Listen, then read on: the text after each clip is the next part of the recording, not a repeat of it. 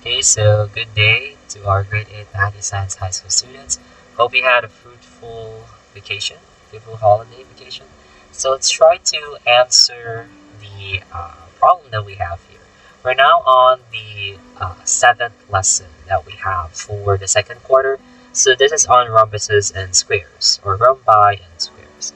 So for our problem here, we have what is the area of the rhombus given that its side measurement is equal to 13. That's our first evidence or our first clue. And according to our second clue, we have that the length of one diagonal of the rhombus is equal to 10. Okay, so how will we be able to solve this problem? First, we need to find the area, the formula for finding the area of a rhombus. So that's equal to 1/2 of the product of the first diagonal multiplied to the second diagonal of our rhombus. So the diagonals play a very key role, a very integral role in this problem. Okay, since a rhombus kind of also resembles, it resembles a kite. Okay, so for this problem, first, let's try to analyze if we can solve it just by using the first given. We have a rhombus whose sides are all congruent to each other, and they are all 13. Now, if we're only going to use this given, we won't go far. We won't be able to find the measurement of the diagonals. And if you're only going to use this second given, or the second evidence, the length of one diagonal is 10, so that also won't give you much clue, since the diagonals of a rhombus are different from each other. So there you go. D sub 1 is different from D sub 2. Okay, so what we can do is to combine. We can combine these two clues to give us an idea on what our rhombus looks like. Okay, so let's try to create a rhombus here. There you go. So this is our rhombus. And according to this problem, the side measurement of the rhombus is 13. So therefore, all of its sides must be 13. And according to this problem as well, the length of one diagonal is equal to 10. Let's say, for example, this diagonal here, it measures 10 units. Okay, so let's say it's 10. Oh, let's use a darker pen. Let's use like blue.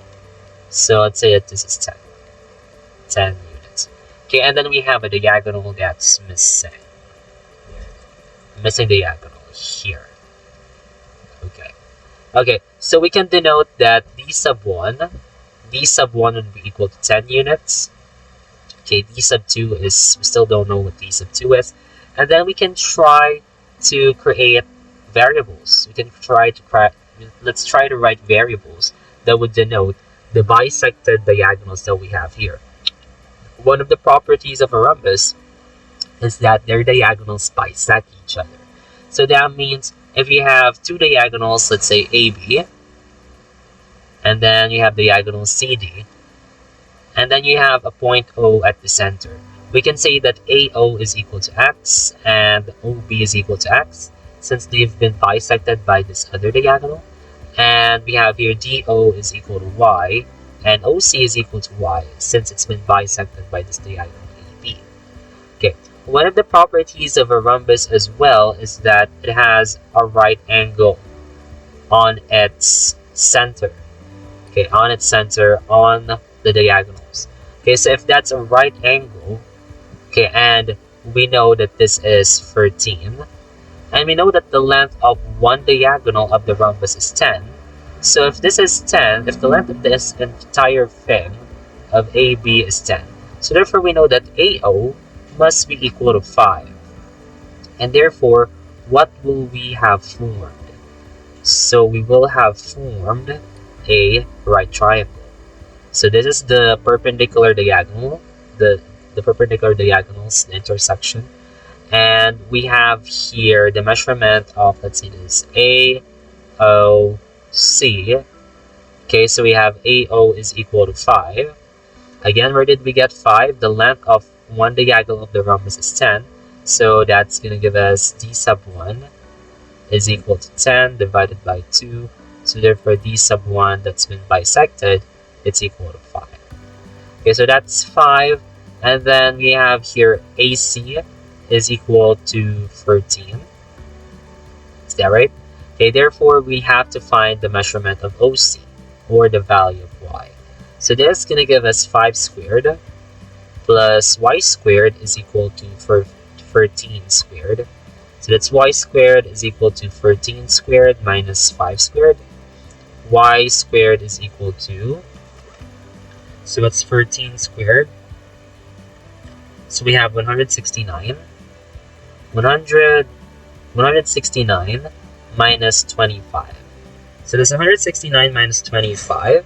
So that should give us 144. Y squared is equal to 144. And if you take the square root of both sides, so therefore y is just equal to 12 for this one. So therefore the value of this variable that we have here, so that's just 12. Okay? So we have here 12. The length of the half of the diagonal is equal to 12.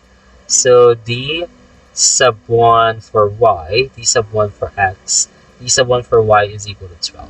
So therefore the length of the longer diagonal is actually 12 plus 12, which is 24. So that's 12 plus 12, which is equal to d sub 2, which is 24 units. Okay, and now we can solve for the area of our figure of this given rhombus that we have here.